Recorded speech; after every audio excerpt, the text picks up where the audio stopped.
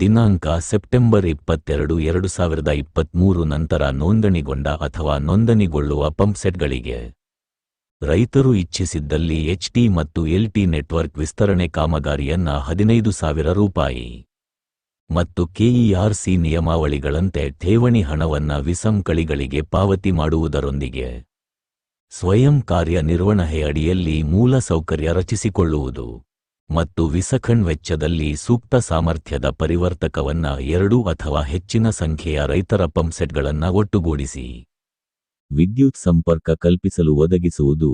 ದಿನಾಂಕ ಸೆಪ್ಟೆಂಬರ್ 22, 2023 ನಂತರದಲ್ಲಿ ನೀರಾವರಿ ಪಂಪ್ಸೆಟ್ಗಳು ವಿದ್ಯುತ್ ಸಂಪರ್ಕ ಪಡೆಯುವ ಸಲುವಾಗಿ ಸ್ವಯಂ ಕಾರ್ಯನಿರ್ವಹಣೆಯಡಿ ಕಾಮಗಾರಿ ಕೈಗೊಳ್ಳುವುದು ಇಲ್ಲದಿದ್ದಲ್ಲಿ ನವೀಕೃತ ಶೀಘ್ರ ಸಂಪರ್ಕ ಯೋಜನೆಯಡಿ ಕಾಮಗಾರಿ ಕೈಗೊಳ್ಳುವುದು. ಇದಕ್ಕೆ ಹೊರತುಪಡಿಸಿ ಯಾವುದೇ ನೀರಾವರಿ ಪಂಪ್ಸೆಟ್ಗಳು ವಿದ್ಯುತ್ ಜಾಲದಿಂದ ಅನಧಿಕೃತವಾಗಿ ವಿದ್ಯುತ್ ಸಂಪರ್ಕ ಹೊಂದಿದ್ದಲ್ಲಿ ಅವುಗಳ ಬಗ್ಗೆ ಕಟ್ಟುನಿಟ್ಟಿನ ಕ್ರಮವಹಿಸಿ ಕೂಡಲೇ ವಿದ್ಯುತ್ ಸಂಪರ್ಕ ಕಡಿತಗೊಳಿಸುವುದರ ಜೊತೆಗೆ ನಿಯಮಾನುಸಾರ ಕ್ರಮವಹಿಸುವುದು. H ಮತ್ತು LT ನೆಟ್ವರ್ಕ್ ವಿಸ್ತರಣೆ ಕಾಮಗಾರಿಯನ್ನ ಕೈಗೊಳ್ಳುವಾಗ ಪರಿವರ್ತಕದಿಂದ LT ಮಾರ್ಗವನ್ನ ಕೇವಲ 1 ಅಥವಾ 2 ಸ್ಪ್ಯಾನ್ಗೆ ಸೀಮಿತಗೊಳಿಸುವುದು.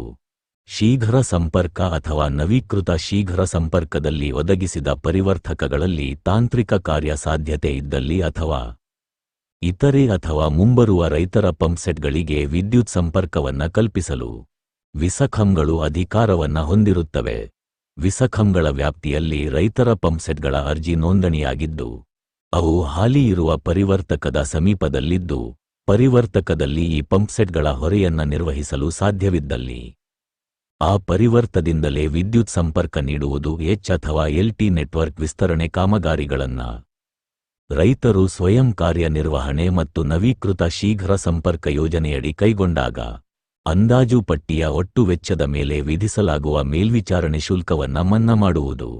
ತಾಂತ್ರಿಕ ಸಾಧ್ಯತೆ ಇರುವಲ್ಲಿ ಹಾಲಿ ಇರುವ LT ಜಾಲದಿಂದ ಸರ್ವಿಸ್ ಮೇನ್ ಮೂಲಕ ಅಥವಾ LT ಮಾರ್ಗ ವಿಸ್ತರಣೆಯೊಂದಿಗೆ ಸ್ವಯಂ ಕಾರ್ಯನಿರ್ವಹಣೆ ಅಡಿಯಲ್ಲಿ ವಿದ್ಯುತ್ ಸಂಪರ್ಕ ಪಡೆಯುವ ರೈತರು ಸಹ 15,000 ರೂಪಾಯಿ ಮತ್ತು ಠೇವಣಿ ಹಣ ಪಾವತಿಸುವುದು. ಅಂತಹ ರೈತರು ನವೀಕೃತ ಶೀಘ್ರ ಸಂಪರ್ಕ ಯೋಜನೆಯ ವ್ಯಾಪ್ತಿಗೆ ಒಳಪಡುವುದಿಲ್ಲ.